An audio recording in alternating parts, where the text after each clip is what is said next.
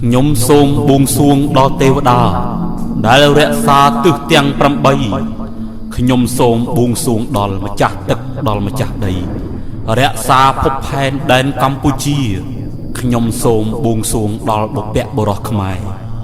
ដែលលោកពូកែខាងសឹកសង្គ្រាមសូមលោកសន្ធិដ្ឋដល់កងទាហានតតាំងឃ្លានពៀនជាមួយសត្រូវខ្ញុំសូមសូត្រដាស់ដល់អធិនខ្មែរដាស់ឲ្យពូកែមានឫទ្ធិបារមីអធិនដែលមាននៅប្រាសាទតាក្របី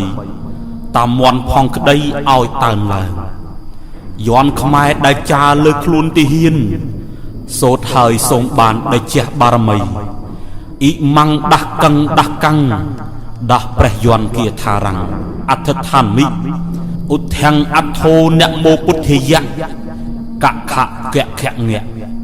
លេខយន់អក្សរអក្សរខ្មែរសូមឲ្យពូកែឈ្នះខ្មាំងសត្រូវគ្រប់ពេលរៀងទៅរហូតអើយ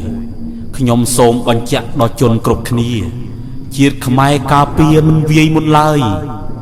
បើគេបំពេញខ្មែរមិនទុកឡើយ